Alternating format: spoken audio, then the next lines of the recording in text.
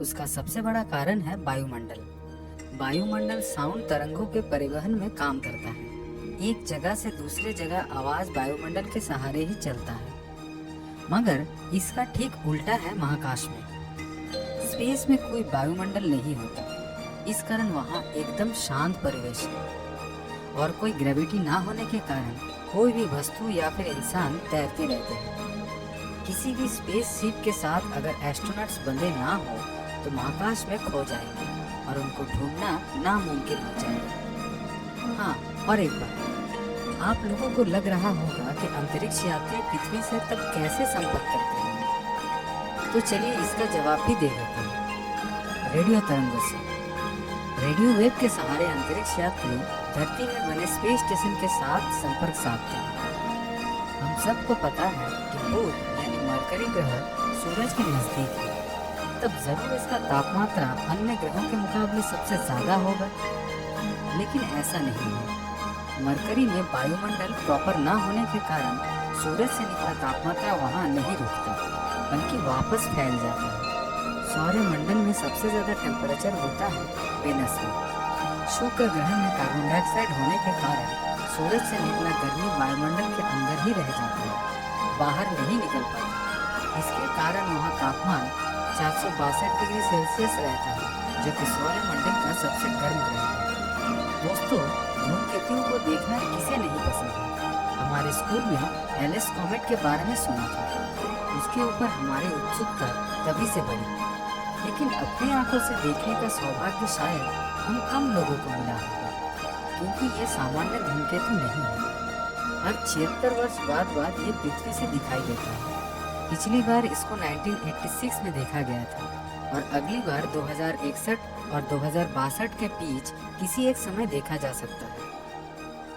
सूरज हमारे सौरमंडल के केंद्र में है और इसी को चक्कर लगा रहा है पृथ्वी और सब ग्रह। वैज्ञानिकों का मानना है कि सौरमंडल के ज्यादातर ग्रह, एस्टेरॉइड्स और कई चीजें हैं जो सूरज से टूटने के कारण बने हैं, यानी ये सब सूर्य के अंश हैं। लेकिन क्या आपको मालूम है, सौरमंडल के अंतर्गत जितने ग्रह, उपग्रह, एस्टेरॉइड्स, धूल, गैस, इन सब का लगभग मिला के जितना द्रव्यमान निकलता है उसका 99% सिर्फ सूरज का ही है। इसी के कारण सूरज का ग्रेविटेशनल फोर्स ग्रहों के ऊपर इतना ज्यादा काम करता है। ब्रह्मांड कितना विशाल है इसका अंदाजा लगाना मुश्किल है और इस ब्रह्मांड में कितने आकाशगंगाएं हैं ये भी खोज के विषय है। लेकिन कुछ के बारे में जानकारी लगाया जा चुका है, जैसे कि एंड्रोमेडा, मिल्की वे, वर्लपुल और कई गैलेक्सीज। इनमें से मिल्की वे गैलेक्सी में है हमारे मध्यम वर्गीय तारा सन। खोजकर्ताओं के मुताबिक अब तक 125 बिलियन गैलेक्सीज को देखा जा सकता है या फिर इनके बारे में पता लगाया जा सकता है। और हमारे मिल्की वे आकाशगंगा में 100 से 400 बिलियन तारे हैं। पृथ्वी से सबसे नजदीक में स्थित स्पाइरल गैलेक्सी है एंड्रोमेडा गैलेक्सी। एंड्रोमेडा जैसे कुछ और गैलेक्सियों के बारे में आपको हमारे इस चैनल में मिल जाएगा। अब आते हैं पृथ्वी से सबसे दूर में स्थित गैलेक्सी GN-Z11 पे। ये सप्तर्षि तारा मंडल के अंतर्गत हाई रेडशिफ्ट आकाशगंगा है, जो 32 बिलियन लाइट ईयर्स दूरी में स्थित है। कर्मन लाइन एक ऐसा अंतर्राष्ट्रीय मान है जिससे पृथ्वी का वायुमंडल और अंतरिक्ष में सीमा और उनके बीच का फासला नापा जाता है। फेडरेशन एरोनॉटिक इंटरनेशनल के मुताबिक सी लेवल से 100 किलोमीटर ऊपर वाले रेखा से कर्मन लाइन शुरू होता है, लेकिन नासा और यूएस एयरफोर्स इसे नहीं मानते। उनका ये नाप समुद्र के जलस्तर से 80 किलोमीटर ऊपर में से शुरू होता है। अंतरिक्ष में वायुमंडल नहीं है, लेकिन अंतरिक्ष का तापमान है।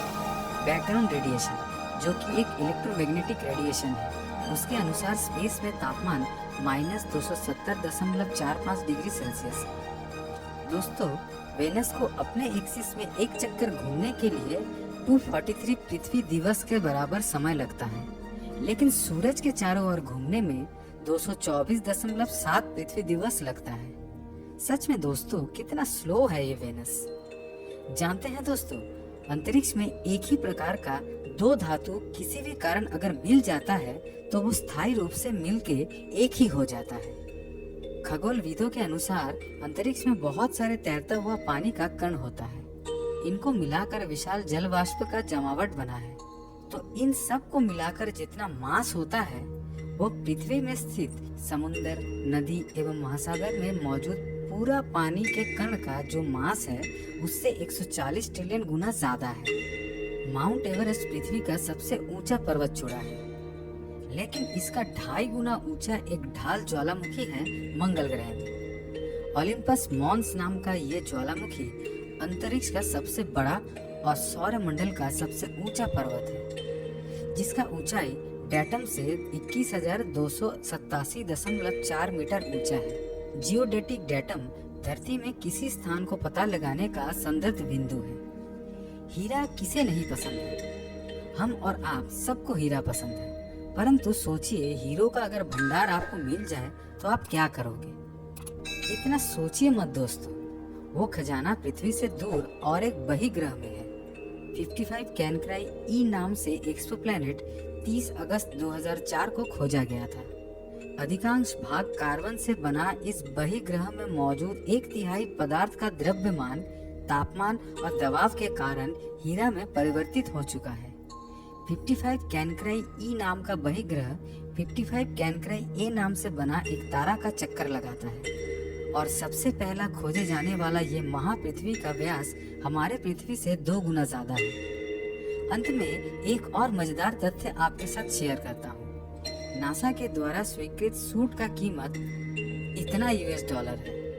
सूट का कीमत इतना क्यों हुआ जानते हैं? बैकपैक और कंट्रोल मॉड्यूल के कारण, जो कि इन पूरा कीमत का 70% है।